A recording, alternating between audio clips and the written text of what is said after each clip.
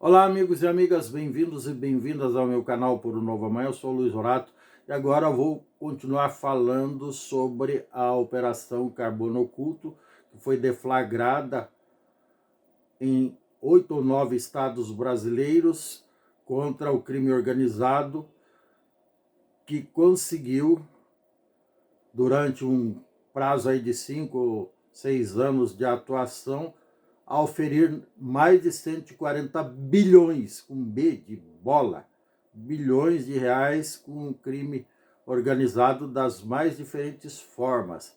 E uma das atividades que nos afeta diretamente enquanto contribuintes, enquanto consumidores, foi exatamente o braço que atingiu a produção, distribuição e comercialização no varejo de combustível, sobretudo do etanol, vejam bem, mas também da gasolina, até porque eles usavam produtos importados, o metanol, que é altamente corrosivo, é altamente letal para os seres humanos, mas é um produto químico barato, derivado do petróleo. O crime organizado que conseguiu distribuir em mais de 1.200 postos, distribuído nesses 8 ou 9 estados brasileiros, esse produto para ser adicionado à gasolina. Chegaram ao ponto de, em alguns postos, colocarem 90% de metanol e só 10% de gasolina. E é por isso que a gente tem que ficar fazendo o motor do carro com uma certa frequência. Eu mesmo já fiz o motor de carros 5 vezes, de carros diferentes, mas eu tive que fazer 5 vezes ao longo dos últimos 30 anos. E eu confesso também que eu era estúpido, até recentemente, comprava combustível mais barato de postos sem bandeira. Não significa que todos os postos sem bandeira estejam envolvidos nesses crimes, mas uma boa parte deles estava assim. Só que em Curitiba, por exemplo, foram denunciados 46 postos que participavam desse esquema de combustível adulterado e outros tipos de fraudes contra a defesa, contra o interesse do consumidor.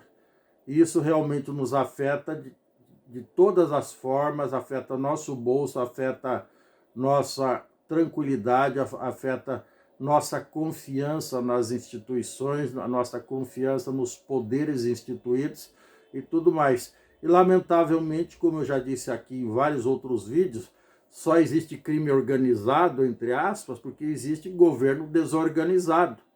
Um governo que não só no poder executivo, mas também no poder legislativo e judiciário, tem tantas deficiências que eu vou aqui só, não vou me prolongar no assunto, mas vou fazer um breve relato sobre tais deficiências, individualizando as mais flagrantes, as mais evidentes para cada tipo de partido, ou melhor, para cada tipo de poder.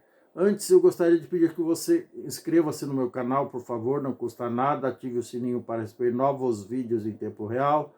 E também gostaria de agradecer por me prestigiarem tanto aqui, com tanta falação que eu faço. Tá bom, meus queridos, minhas queridas? Se eu fosse bonito igual a Juliana Paz, cabeludo, bonito, aí sim, mas enfim, então, estamos aí. Vamos lá, então. Esses poderes, vamos individualizar. O poder executivo, por exemplo, a gente já sabe, né? Eu já falei aqui em mais de 1000 vídeos sobre as deficiências do poder executivo. Nós escolhemos muito mal nossos representantes, escolhemos caras que não passaram da 4ª série, ou um capitãozinho que foi expulso do exército, praticamente foi expulso do exército, achando que um sujeito com esse currículo pífio, esse currículo medíocre, tem condições de ser presidente, né? Isso aí é o cúmulo da estupidez, tanto num caso como no outro, certo? Por exemplo, se nós tivéssemos uma empresa, imagine você, se você ganhou lá eu não vou até exagerar muito não vou botar um prêmio de 100 milhões não. Se você ganhou 10 milhões na loteria, aí resolve montar uma empresa, mas não entende nada de administração de empresas. Aí você vai contratar quem para ser o presidente da sua empresa? Um sujeito que tenha experiência em ser presidente de empresa, que tenha trabalhado numa empresa igual ou maior do que aquela que você está montando, de qualquer ramo de atividade, vamos supor uma rede, um supermercado. E também vai exigir que esse cara tenha uma experiência no mínimo de 5 anos de administração num ramo empresarial. Agora a gente põe um cara desqualificado, um que foi sindicalista lá na presidência, não tem experiência nenhuma em gestão. O cara não fez a 5ª série, não vai prestar, não prestou e nunca mais vai prestar. E se botar outro igual, não vai prestar do mesmo jeito. E daí o que acontece? A Lava Jato que eu diga. Se a gente botar um capitãozinho que quando era deputado ficava dormindo lá no Congresso, fazia parte do baixo clero, também não vai prestar, não prestou e nunca mais vai prestar. Tem gente que acredita que vai prestar, porque começa a idolatrar o cara, acredita nas mentiras que o cara conta, só que não presta não. No caso do poder legislativo, agora a gente está assistindo aí o Supremo Tribunal, ou melhor dizendo, o Senado Federal acabou de aprovar a toque de caixa, uma lei por 50 a 24, vejam bem, tem 81 senadores, 74 votaram, 50 a favor e 24 contra. E 7 ficaram de fora, acho que não estavam presentes no plenário. Por 50 a 24, maioria esmagadora, os caras votaram um projeto de lei para diminuir o tempo.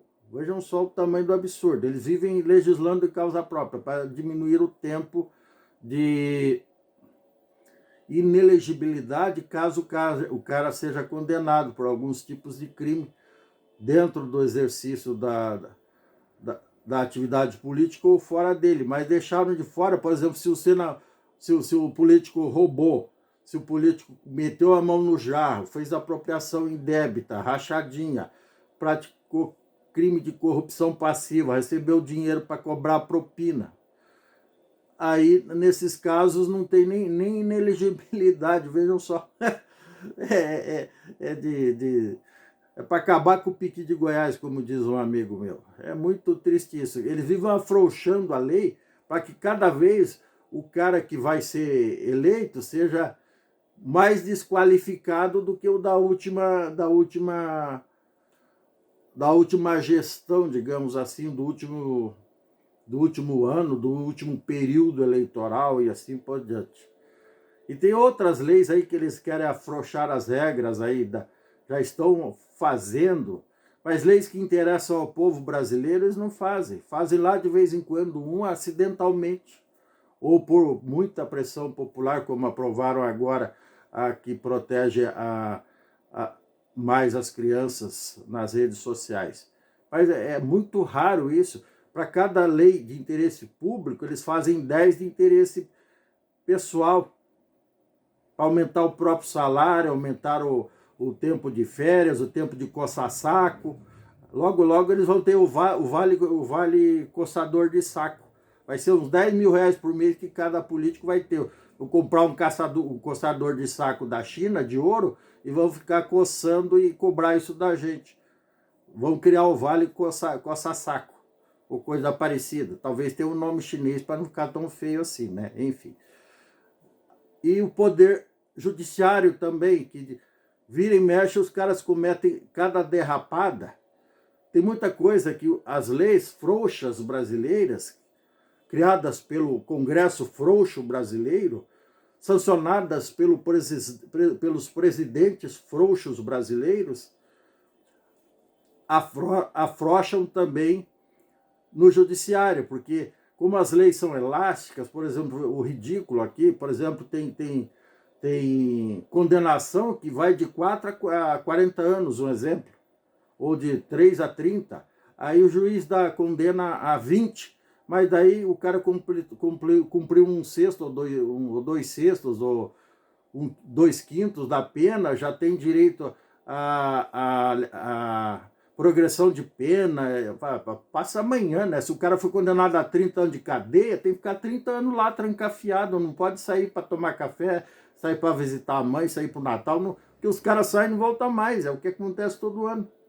Indulto de Natal, escambau, tudo isso é insulto à inteligência, tudo isso é estímulo, como eu já disse aqui em várias vezes, em vários vídeos, isso é estímulo à impunidade, ao sentimento geral o bandido se sente confortável com tudo isso, eles vivem dizendo e dando risada que não dá nada cometer crime, porque eles têm tanto benefício, tem mais benefício que as próprias vítimas dessa bandidagem descarada. Então essas leis frouxas, esses congressos e governos frouxos, e deputados e senadores frouxos, facilitam a vida dos criminosos. E não é de hoje. E na hora do discurso, um culpa o outro, mas na verdade são todos culpados. Que o próprio Poder Judiciário, como eu disse, um juiz de primeira instância, ele tem autonomia para dar liberdade condicional, ou inocentar um criminoso de qualquer espécie, seja assassino, seja estuprador, seja punguista, seja vigarista, seja estelionatário. Aí ele vai se apegar em coisas absurdas. Por exemplo, no caso de um famoso aí, que foi o problema de CEP, que anularam as penas do cara, que daí ele não poderia ter sido julgado em Curitiba, tinha que ser julgado lá na ponte que partiu. Um exemplo clássico, né, que aconteceu aí. Tem outros e outros exemplos que